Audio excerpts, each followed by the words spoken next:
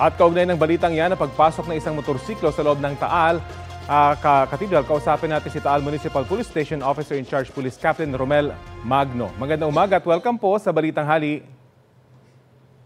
Magandang umaga po, sir. Apo, kumusta na po yung naarestong motorcycle rider at may iba pa bang reklamo bukod sa paglabag sa Article 133 ng Revised Penal Code, yung offending religious feelings? Wala naman po siyang ibang kinakaharap na kaso maliban dun sa sa Article 133 ng Revised Penal Code. Yung simbahan po ba, formal na maghahain din ng reklamo? Sorry, sir, di ko po marinig. Opo, yung simbahan po ba, may balak maghahain ng reklamo? Yes, sir, sila po ang complainant dito sa ating suspect. May paliwanag na ho ba itong suspect dun sa kanyang ginawa? Bali, sa ngayon, sir, hindi pa natin makausap ng maayos yung suspect. Iba-iba po yung mga sinasagot niya, kaya hindi pa natin ma-establish kung ano talaga yung dahilan bakit niya ipinasok yung motor.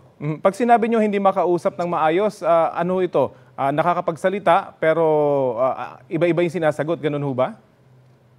Yes, sir, malayo po yung mga sagot niya sa tanong. Kaya hindi pa natin makausap ng maayos. Meron na po ba itong kaanak na nagpunta at nagtungo dyan sa presinto?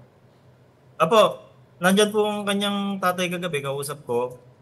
Nandyan din, marami din naman dumadalaw sa kanya at naghahatid ng pagkain. Ano pong paliwanag kung meron man yung ama doon sa ikinilos ng kanyang anak? Sa salita po ng ama ay hindi niya alam na gumagamit ng droga yung kanyang anak. Sapagkat sinabi niya po sa amin na wala siyang nakikitang bisyo yung bata at galing nga daw po yan sa trabaho. Pero yung yung kanyang girlfriend, ang sabi po ay kakaiba nga yung kinikilos kasi hindi naman nagmamano sa kanyang tatay. Nung araw na yon ay bigla na lang nagmano. And then nung kinausap naman po natin yung suspect, minsan medyo nakakausap ng maayos, ay alam niya kung paano bumili ng droga sa online. Yung dead drop, alam niya din paano binabagsak ang drugs. So siguro po ay baka nakagamit ng droga at hindi po natin masabi sa ngayon hanggang hindi pa po tapos ang investigasyon. Siya po ba isinailalim sa drug test? I-request pa po namin ng drug test sa ating crime lab. Pero sa ngayon wala po kayo nakikitang iba pang record itong rider na ito? Wala naman po siyang record o anumang record sa barangay o dito sa police station. Ngayon, last time po ito nangyari sa kanya na nagkaganyan. Pero gaano ba kadelikado itong ginawa nitong rider na ito at anong indikasyon ito na pwede pang maging malala yung kanyang ginawa? Bali, nagkataon po na wala namang misa nung time na siya ay pumasok. Kaya lang ay nakakabahala at basta na lamang nakakapasok ng ganyan. So, hihigpitan po natin ang ating seguridad sa simbahan. At pinapayuhan din namin ang mga deboto na huwag po kayong mangamba na magkakaroon ng ganitong pangyayari muli.